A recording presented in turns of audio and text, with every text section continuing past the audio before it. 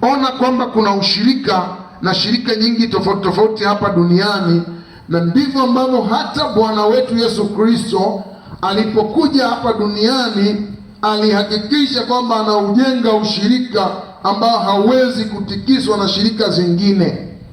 Nilipokuwa nasoma somo hili na Roho Mtakatifu ananipitisha hapo, nikagundua wakati mwingine kwa nini tunasema ushirikina.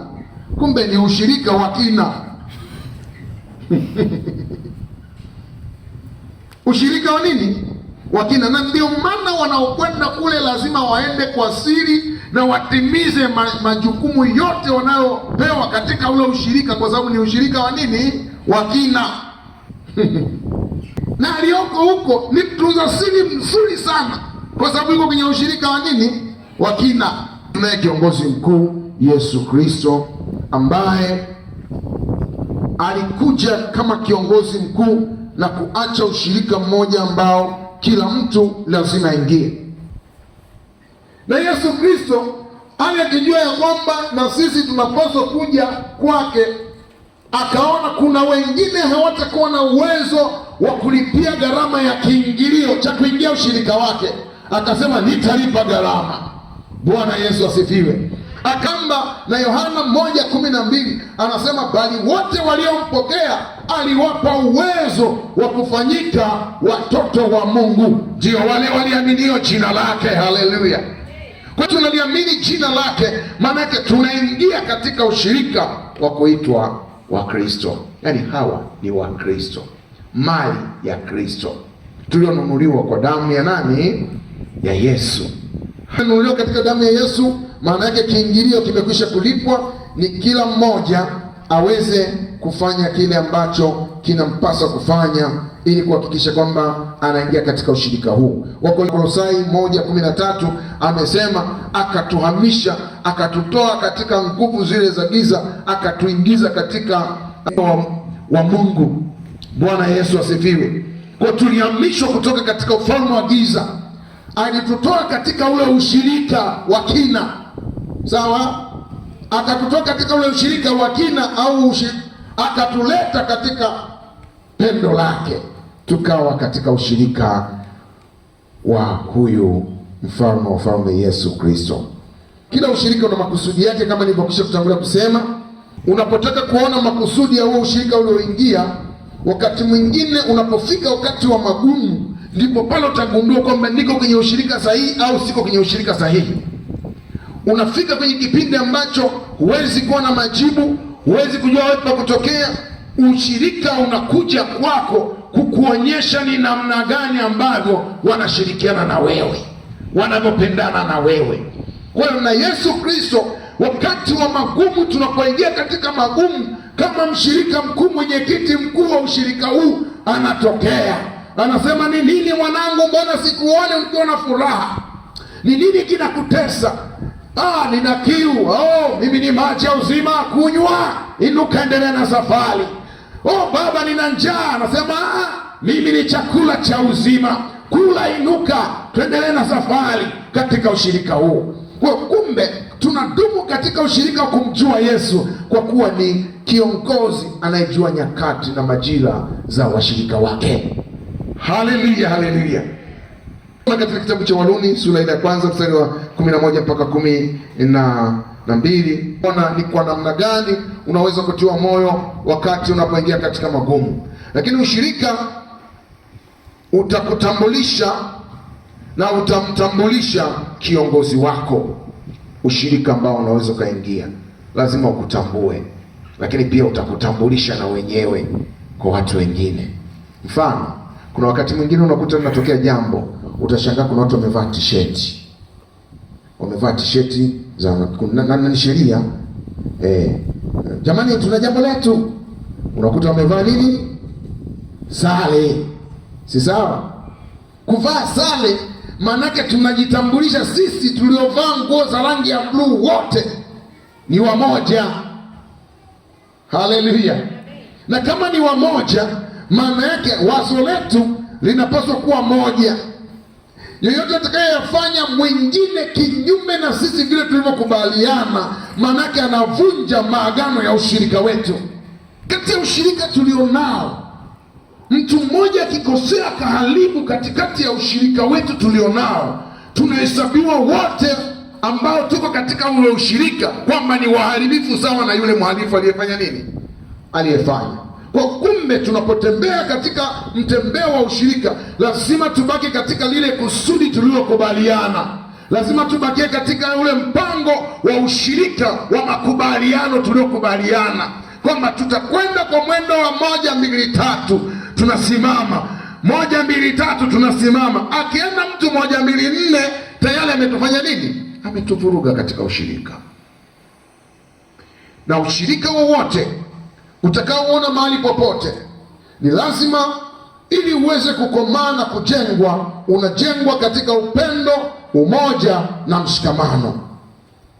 Ushirika wowote ili uweze kukomaa, ni lazima ujengwe katika umoja, upendo na nini? Na mshikamano. Ukiona unafika wakati ambapo unawahitaji washirika wenzako huwapati, huo ushirika hauna upendo. Huo ushirika hauna nini? Wakati ambapo mwenzako anapigwa na baridi, unafika sehemu ambako badala ya kumsaidia kumpa koti, una makoti mawili, masweta mawili umeyavaa, wewe unaendelea kujititika mengine na ujiongezea mengine wakati mwenzako anatetemeka. Huo sio nini? Sio ushirika. Lakini ushirika unatutaka kuwa na upendo wa agape, upendo usiokuwa na sababu, upendo ambao hauhesabu, hautaki faida nyingine. Kwa hiyo kuna mwana kikundi mmoja hivi akaingia kwenye kikundi fulani. Alipoingia akaambia hivi, ukichangia marais mara 3 unapewa mkopo mara 3 ya kile ulichofanya nini? Ulichoweka. Akajitahidi akakopa kwa jirani, akalipa mara ngapi? Mara 3, afikaje akaomba mkopo. So, wao wamejiunga tu juzi. Hata tuja kuona unakoma, unataka mkopo. Mbia kamati ikaona kwamba hapana, ngoja tufanye nini? Hekima. Subiri kwanza tumpe mama fulani na mama fulani na mama fulani, afu tutachukua wewe. Nilijua tu kuna upendeleo kwenye hili kikundi. Nilijua huyu kinachomsukuma kwenda katika ule ushirika sio upendo na mshikamano wa ule umoja na ule ushirika walionao. Kilichokuwa kimemsukuma kwenda pale ni kuchukua fedha zao.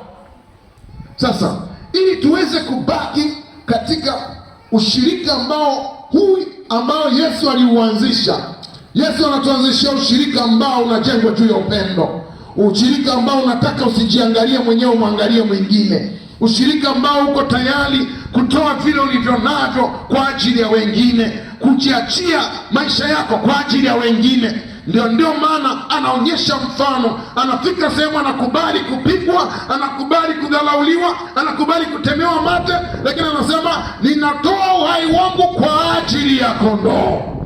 Haleluya, haleluya. Lakini ukiona mtu ambaye katikati ya ushirika yeye ni kujikusanyia yeye tu bila kujali wengine, huo ushirika uangalie na uwe makini nao.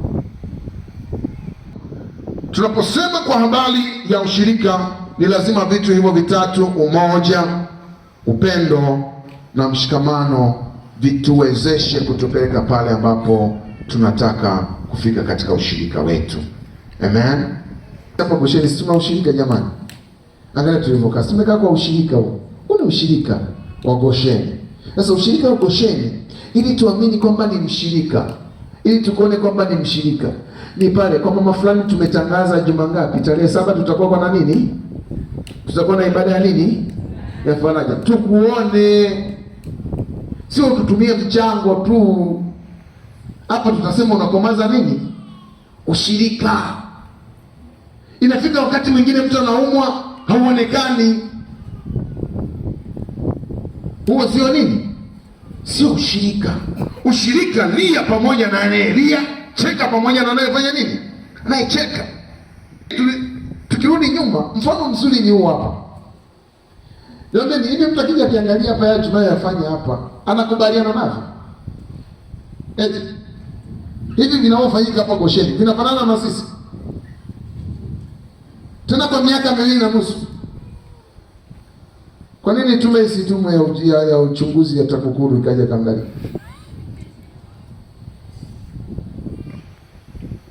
Lakini mtakumbuka wakati tunaanza tu hapa yamechama maturubali, kwa mama wachache kama 4 ndio kasema haiwezekani, tunajenga.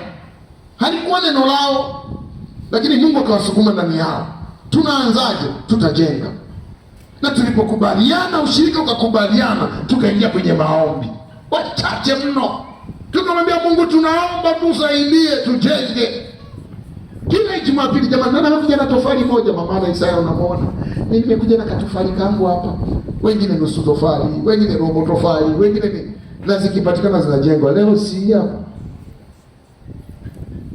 Ushirika unataka umoja, upendo na nini? Na mshikamano. Lakini wakati mwingine nikajifunza kitu kimoja kwa habari ya ushirikiano uliopo katika mnyororo wa baskeli. Unapokuwa umekaa tu juu pale bwana Eliki unafanya mazoezi ya kwenda kazini, ukikanyaga ule mnyororo upande mmoja, kuna mnyororo unaumia ule ambao umeshika yale meno kwa wakati ule. Unasema, Mungu wangu, hili lijembe nifanyeje? Acha tu niende tu. Sina namna, acha nifanye nini? Unatii. Ukitii, mnyororo unakwenda, unashika kipande kingine, na baba mimi nimechoka huku, napumzika. Unakuja. Kadiri unaponyonga, kuna mingine inaumia, mingine inapumzika, mingine inaumia, mingine inapumzika, na ndio safari inafanya nini? Inakwenda. Kumbe tukishikamana, tukiwa pamoja, kuna vitu vinafanyika katika ulimwengu wa roho. Na ndio maana Yesu alichokuwa kikiomba akasema, Baba, ninaomba wawe na umoja kama tulivyo sisi. Na nini? Na umoja. Huu shirika Yesu anataka tuwe na umoja. Kakichomoka kapini kamoja kwenye mnyororo wa baskeli, hata kama ni mpya, hata kama ni nzuri, utaisukuma tu. Sasa kwa usimdharau hata mtoto mmoja mdogo aliyoko hapa Gosheni katika kazi ya Mungu. Naomba nirudie tena sentensi hii. Usimdharau hata mtoto mdogo mmoja aliyoko hapa Gosheni katika kazi ya nini? Ya Mungu. Nakumbuka katika changizo moja tulikuwa tumefanya changizo hapa. Watu wakasimama, jamani, njoni tufanye jamani. Akasimama mtoto mmoja kwa anaitwa nani? Elia, nafikiri. Elia. Akasimama. Wanasasifiwe! Watu hane. Mimi tata 10,000. Kila pesa. Tulikuwa na wengi. Lakini tunamaliza ibada tu, napokea simu. Hello. Hamjambo, salama. Bwana sasa mchungaji. Sema, nimesikia mwanangu ameahidi 10,000. Sasa hivi naomba namba nitume. Hivi tungeyapuuza yale maneno ya huyu mtoto. Hakuna waliowazidi ambao walibaki wamekaa na wanazo. Lakini Mungu akamtumia mtoto mdogo sana, akasababisha kutoa shilingi tofali ngapi? 10. Na zimejenga, ziko hapa, hazitasahaulika mpaka tutaondoka kina Kifunyu. Hazitasahaulika mpaka watazibomoa, wataweka magorofa hapa, wataweka na nini, hazitafanya nini? Hazitasahaulika. Ziliandikwa kwenye kitabu cha kumbukumbu cha Mungu.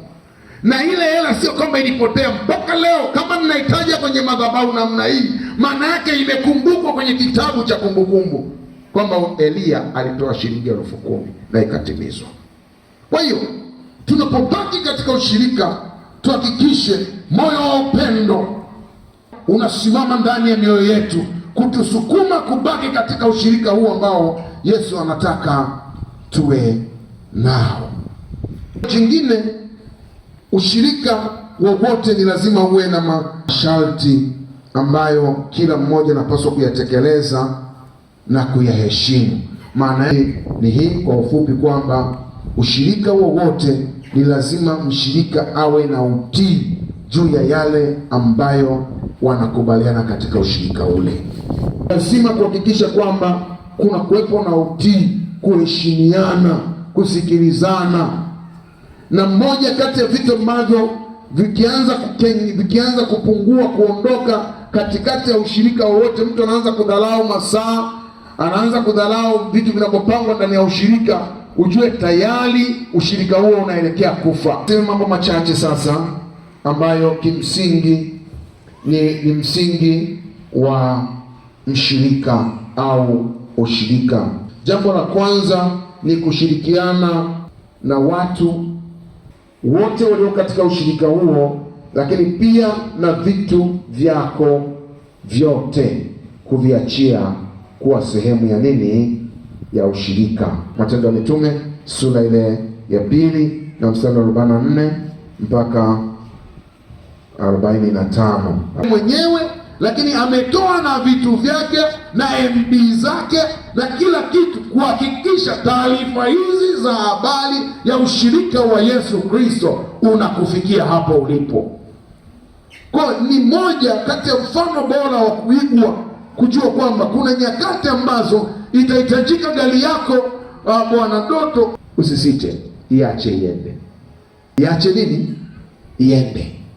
Kwa nini? Ni kwa sababu vyote ni shirika,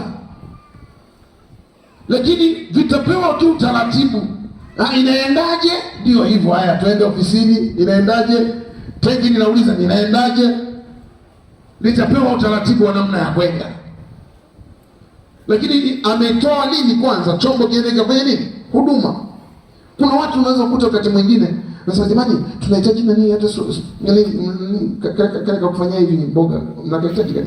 Kale yako. Mtu sasa nikiazimaka vyombo vyangu kanisani vinaharibika. Huna ushirika na sisi, na hatutarudi kuviomba tena.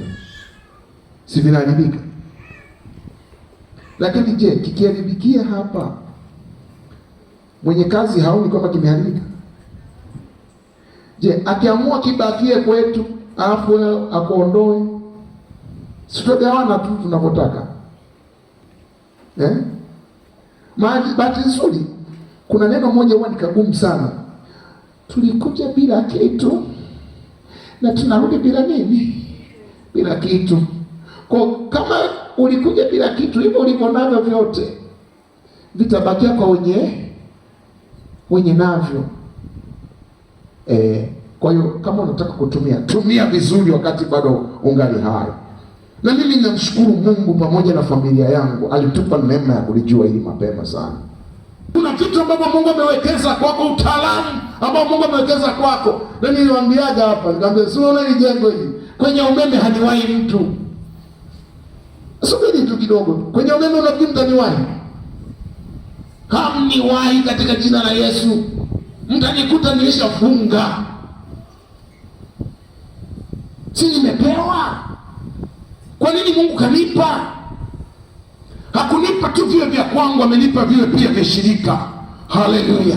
Kuna vitu fulani, kuna watu wamepewa karama za ajabu sana. Kuna mtu ambaye unaweza kaenda ukakaa naye ukasikiliza mawazo yake, akakushauri katikati ya yale mawazo, ukasikia unafunguka, unapata neema. Usiyabane hayo mawazo, yaachie yaende kwa watu wengine, yataleta manufaa, yataleta faida kwa watu wengine. Kuna watu ambao mpaka leo hii tukikutana nao anasema asante kwa kuniambia lile neno, lilinisaidia katika maisha yangu.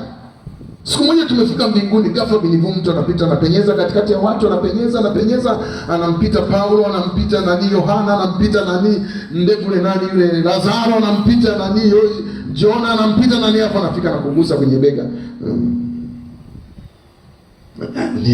Niache kwanza nimuone Yesu vizuri. Asante kwa kuniambia habari za wokovu. Leo na mimi nakula pamoja na Kristo. Hivi unafikiri utajisikiaje? Utajisikiaje? Siku hiyo utajisikiaje? Katikati ya watu wengi, mataifa yote, wazungu wengi wamekusanyika, makabila yote, mtu apenye kuja kukushukuru kwa kumwambia habari za wokovu. Katika ushirika, hakikisha unajitoa na kutoa vitu vyote ulivyo navyo kwa ajili ya Kristo. Lakini pia pointi ya pili nimekwisha kuisema katika maelezo, ni kuyatoa maisha yako, yaani kutoa muda, kukubali kutoa muda wako kwa ajili ya kazi ya Mungu. Unatengeneza daraja la kuwavusha Wakorintho wa kwanza 16:15. Yaani sio mtu wa kukunja mkono. Hakikisha unakuwa unatoa kwa ajili ya watu wengine, kuwasaidia wengine, kiana katika mateso na katika furaha na wengine. Yaani furaha iwe ya kwako, na unapoona kuna mtu amefika nyakati za kulia, hakikisha kwamba uko pamoja na yeye kumfuta machozi pale anapolia. Wafilipi sura ya 4 mstari wa 14. Jambo la 6, kutoa na kujitolea. Sasa hivi tumegubikwa na wimbi kubwa sana ambalo katikati niseme ya ushirika huu na sijui ni kanda hii na namna ambavyo sijui tumelelewa, kumekuwa na wimbi kubwa. Kila mtu anachotaka kufanya kwenye kazi ya Mungu ni mpaka alipwe, mpaka alipwe. Ni vigumu kusikia. Unapoona umelipwa, unaona kama umenyang'anywa haki ya msingi mbele za Mungu. Tulikuwa wakati mwingine tunagombania kazi za kufanya, yaani unajitafutisha kazi ya kufanya ili mradi tu baadaye mchungaji akipita aseme tu Mungu akubariki. Lakini sasa hivi kila mtu anachotaka kufanya anasema na mimi nilipwe. Bahati nzuri sadaka tunatoa wenyewe. Mchungaji Jumapili alituambia hapa tunaleta mpaka shilingi 200, tunaleta shilingi 500. Haya, tunataka kukutuma uende mjini, nauli shilingi 2000, nauli ilitoa 200. Vipi na gaja hapa? Unataka ulipwe zinazotoka wapi? Eti wapendwa katika Kristo, haleluya. Tuko kwenye ushirika mmoja sasa. Wewe umetoa 200, nauli tunapotaka kukutuma ni shilingi 2000. Hizo zingine tunazitoa wapi? Kama hazina yako ilipo na moyo wako ndipo utakapofanya nini? Utakapokuwepo. Kwa hiyo unapotakiwa kujitoa, jitoe. Nashukuru sana jana mimi sikuwepo na kazi imefanyika sipo, lakini nikapiga simu niambia bwana, kwenye zengo kuna msiba, tunafanyaje? Kamtafuta mtu wa kwanza akasema sasa kwa kweli sidhani kama nitakuwepo, maana mambo yamefanya nini, yamenibana. Nikampigia mtu mmoja simu, niambia sasa, kwanza amejitoa, katoa bajaji yake ibebe isibati bure, ambapo tulitakiwa kulipa karibu shilingi 20,000 nafikiri, si sawa? Mnakumbuka kwenye bajeti yetu akasema mimi nitazileta nini bure. Sio kwamba nilizileta bure, zilikuwa ni hela zile, maana yake ilichoma mafuta bajaji. Mwasibu hapo wa shemeji anajua eti itakuwa ni bure kweli? Ile ni sadaka. Amefanya nini? Ametoa. Kwa kwenda kuzipakia alikuwa peke yake. Kwa huyo mtu Mungu akimbariki anakosea? Yaani hajatoa tu sadaka kama hela, ametoa mpaka na yeye amejitoa mwenyewe. Tena sio yeye tu, ametoa mpaka na familia yake. Anasema sasa Mungu utajua tutakula nini leo. Ametoa mpaka na dai yake, ameweka zote hapo. Anaposikia kuna jambo linalohusiana na ushirika wake, anakwenda anakuacha. Hivi nafikiri sisi idadi yetu ni hapa. Siku hadi siku mmoja anafanya nini? Nitarudi bahati zimefanya nini? Zimekamilika. Wewe rudi tu na zitakamilika tu.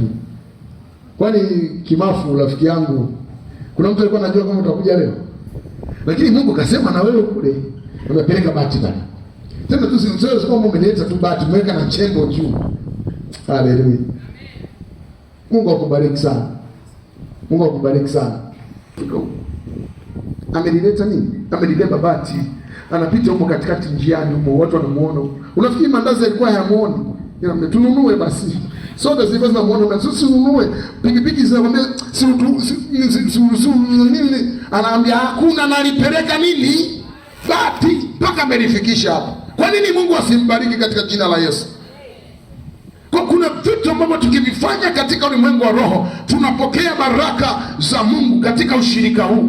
Na ambacho Yesu amekamilisha kwa kusema, amesema msifadhaike mioyoni mwenu, mnamwamini Mungu niaminini na mimi. Nyumbani mwa Baba mna makao. Haleluya. Mahali nilipo na ninyi mtafanya nini? Mtakuwepo. Lakini akanifurahisha neno jingine ambalo linanifurahishaga sana. Anasema alipo mtumishi wangu na mimi nipo. Yaani hapo nilipokaa kwenye jua na yeye yuko kwenye jua. Na leo Yesu jua limemkong'ota kweli kweli.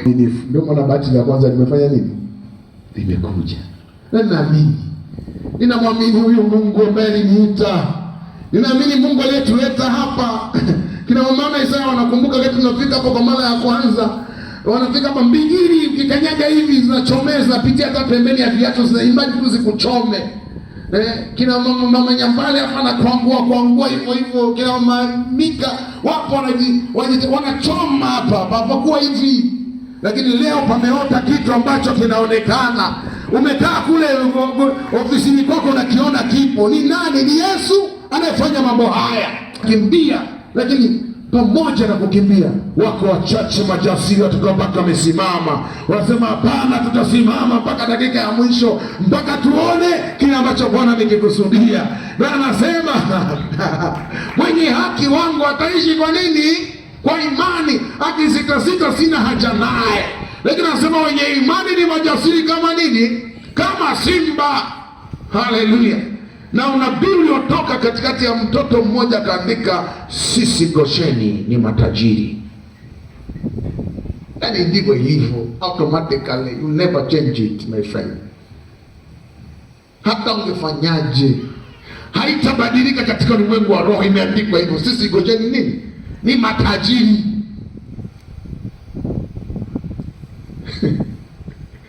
Sasa utaki, sisi ni matajiri.